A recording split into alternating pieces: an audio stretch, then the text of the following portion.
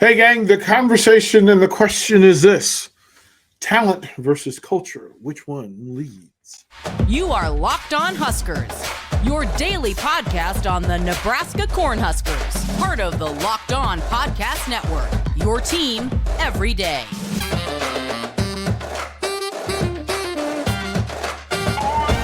Hey, gang, DP here. Thank you once again for making Locked On Huskers your first watch and listen each and every single day. And we've got lots to talk about. We'll talk about Matt Rhule and culture and talent and the Big Ten Conference and common sense. And all of those things don't necessarily always tie together. But first, Mark Allenweiler, if you would please let him know about FanDuel. Thank you, DP. This episode of Locked On Huskers is brought to you by FanDuel. Football season's about to kick off, and FanDuel is giving you the chance to win all season long. Because right now, when you bet on a Super Bowl winner, you can get bonus bets every time they win during the regular season. Just pick any team to win the Super Bowl, and you'll get bonus bets for every victory. You can use your bonus bets on spreads, player props, over-unders, and more. So visit FanDuel.com/LockedOn and start earning your bonus bets with America's #1 sportsbook. That's FanDuel.com/LockedOn. DP, back to you. Thank you, Mark. Greatly appreciated. As I said, thank you for making this a part of what you do each day, getting your Husker talk each and every single day. Hit the subscribe button if you would, please. That way, this content gets shared and it moves up on, the analytics. It's based on numbers. So the more Huskers we have on this feed, the more this thing is shared and the more it shows up. I want to appreciate, let you know I'm appreciative of you showing up each and every single day for those of you that do. The questions are these as we head forward. 1, where does Nebraska stand when it comes to talent? 2, what is the culture and what is the definition of the culture? What do we expect Nebraska football and Husker football to be as we go through the season? What's the ideal? And then we'll talk as well. Big Ten Conference and conferences in realignment conversations and the whispers of a big shakeup and where you stand on whether you think Nebraska and Nebraska fans have anything to worry about, anything to think about, anything to consider. What is ideal in a conference alignment situation for Nebraska football in the Big Ten Conference? So we'll talk about all those things over the course of this episode as we head towards August 31st. And 8:31 is the chant around here each day. Just get better and better, 1% better. There's all the cultural things that are put in play to be spoken the most and heard the most. That is the definition of culture and the vehicle for rebranding Nebraska football. ESPN recently did a list of the 100 best football players in the country, college football players in the country, and Nebraska didn't have a player on it. That would have been unthinkable 30 years ago, 40 years ago. Absolutely unthinkable. Unthinkable 20 years ago. Common thinking recently.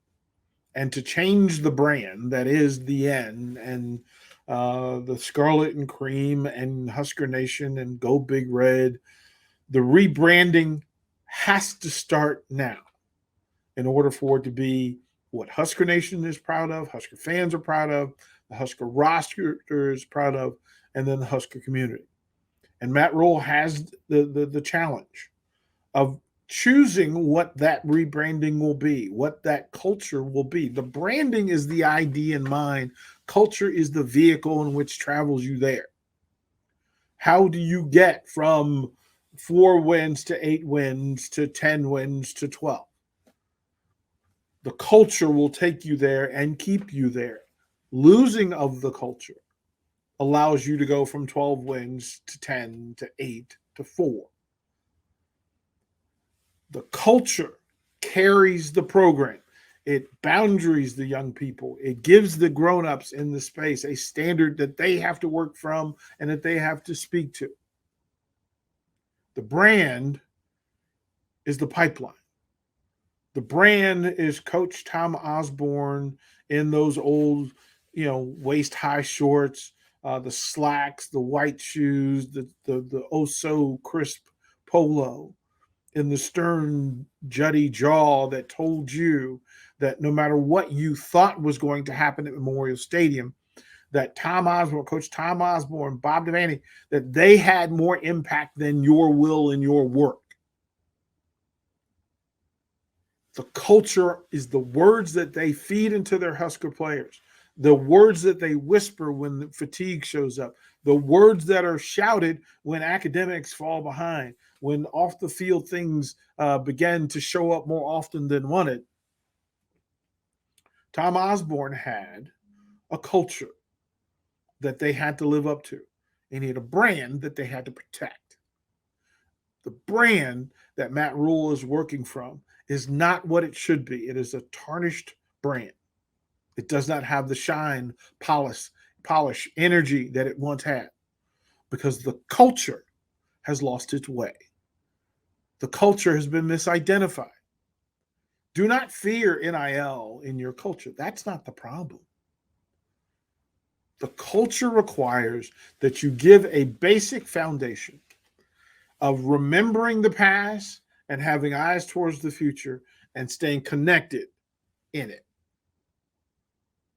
All of those national titles, the meaning and the purpose behind those national titles is that it led the way and became the North Star for everything that would follow. 70s led to 80s success. One of the great stretches in all of college football history. That was the culture and the brand. And see, that's the part that's often missed when people talk about culture and brand. They have to be identified and connected. They have to work together. One cannot exist in elite space without the other. And Nebraska has lost its way. The biggest challenge that Matt Rhule has is that he has to re-identify the simple standard of greatness that Nebraska football was and what we hope it to be. But you have to say it, and then you have to be active in it. And you can't say, oh, I want people to respect Nebraska football, if you're not putting in work that demands that Nebraska football be respected. And we don't know whether the work is being done. We're told it is. And we hope that it is. And we'll show up in full at every game at Memorial Stadium with the simple hope that they will honor the past by giving it a new future. You don't have to live in the past, but you have to love the past. You have to love the history. You have to recognize what greatness actually looked like in the space that you're in. The thing about brand is that the thing that currently exists was earned. The end. Those numbers on the side of Memorial Stadium, those banners that fly so brilliantly, talking about home attendance streaks and All-Americans and Hall of Famers. Because the culture has to be a reminder that that's the standard. That's the standard. The brand currently is 4 wins. That's the brand. You listen, sorry, but that's what it is. Now to bridge from the North Star to where you are.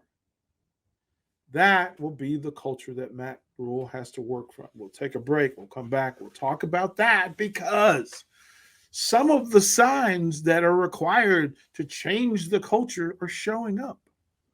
And those are good things. We'll talk about those good things when we come back to Locked On.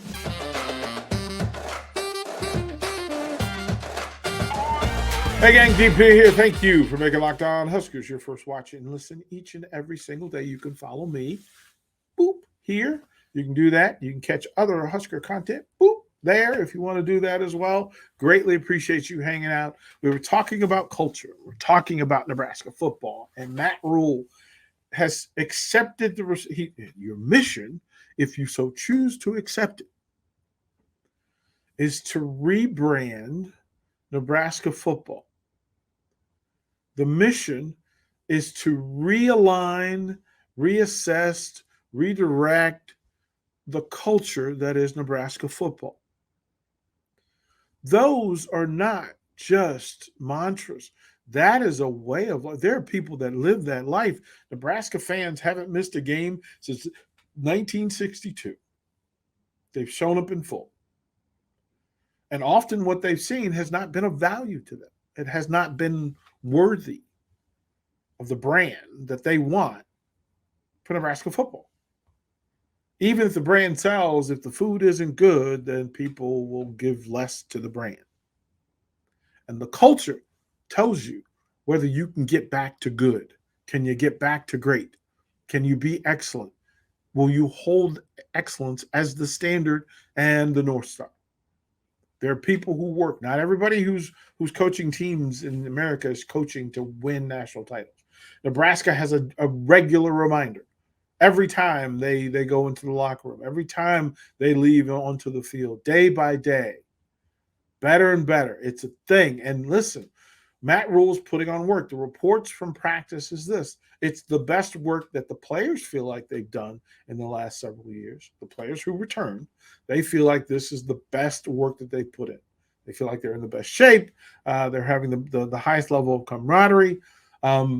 There's a greater feel for togetherness. I'll speak to this in point that recently here in Lincoln, the Broadway play Hamilton tours through Lincoln, Nebraska, and they're setting records in attendance.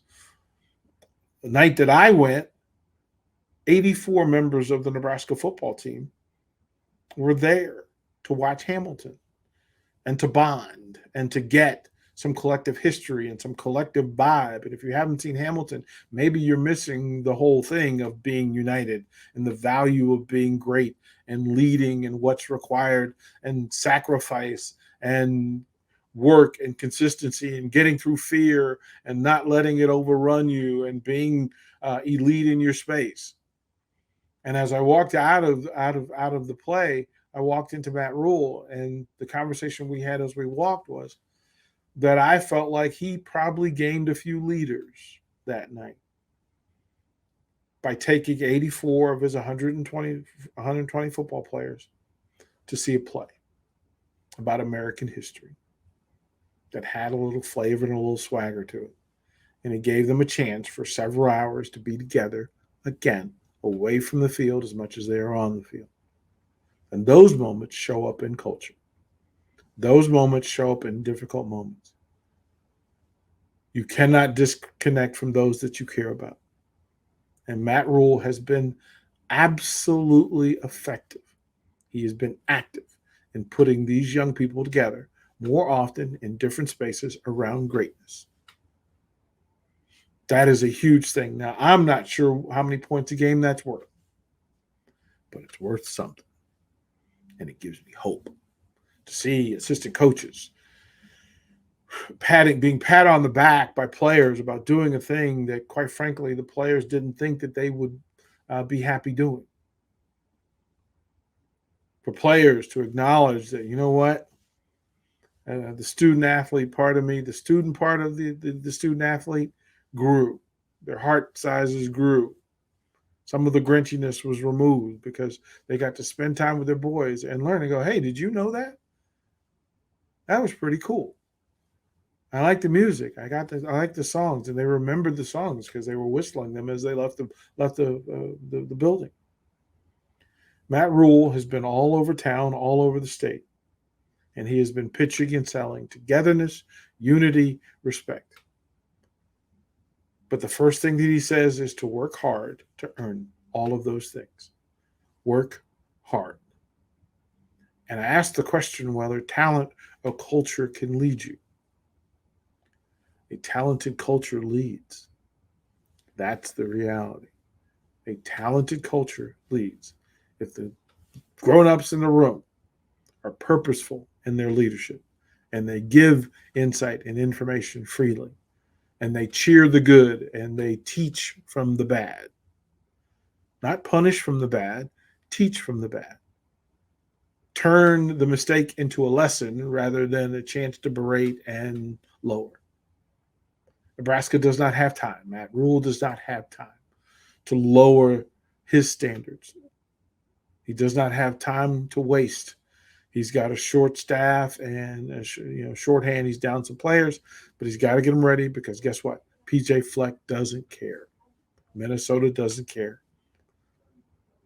They are showing up for the mere purpose They're inviting Nebraska to Minneapolis for a party that Nebraska unfortunately doesn't want to be a part of. So if you're Nebraska and you're Matt Rhule, the mission should be, thank you, Minnesota, for inviting us to your party, your season opening party. Thank you very much. We appreciate that. And while we are lowly Nebraska at the moment, and you are the mighty Gophers in Minnesota, and you are here just trying to row the boat, gentlemen, it is our mission. It is our sole focus. It is why we lose sleep at night and we get up early. It's why we sacrifice. It's why we eat better. We train harder. We think a little more. We watch more film, and we lock arms. And we're going to walk into your building on August 31st, dear sirs, with the sole purpose of representing the N, being proud of the work that they put in, confident in the things that they've learned, and knowing that they have a 100% equal opportunity to beat Minnesota at their own party. And I can tell you, there's nothing better than somebody inviting you to their party, and you walk out the king. That's the real mission behind this thing. We'll throw it a break. When we come back, we'll close out this episode by talking about Big Ten Conference and realignment all over college football.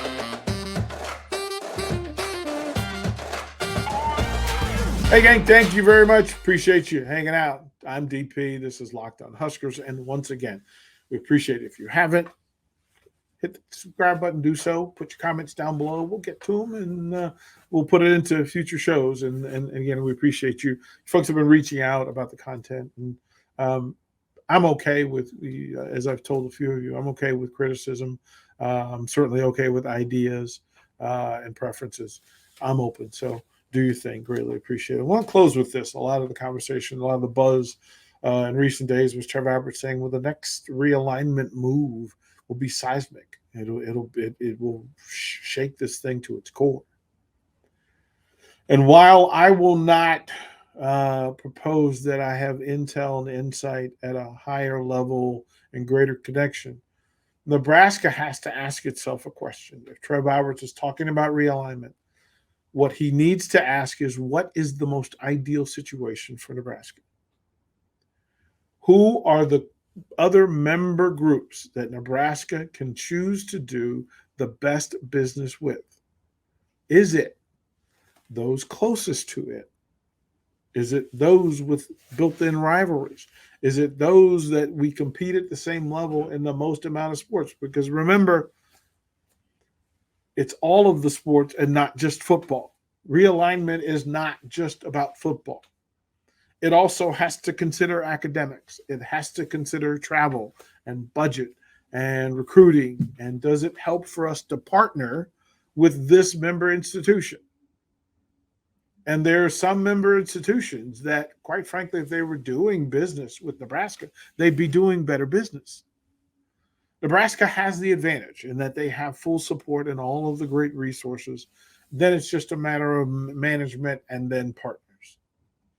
But Nebraska generally shows up on whoever's schedule in whatever sport.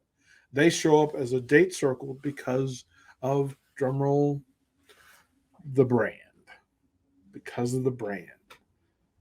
Nebraska fans and Husker Nation, you show up in full. You always have, and you always will.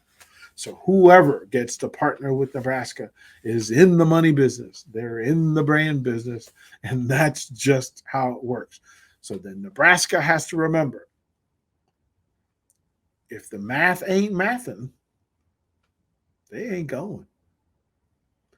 The numbers better math. The math better math.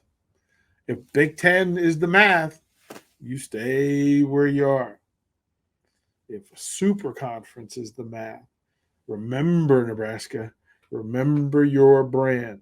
Remember who you are. And don't focus just on who you are currently. Remember what you were, you will be again soon. Choose from that, Nebraska. Go forward. But let's start by beating Minnesota on August 31st. I'm DP. Thank you for making Locked On Huskers your first watch and listen each and every single day. We'll do it again tomorrow, but until then, we'll close with the 3 words that we love so much. Go Big Red.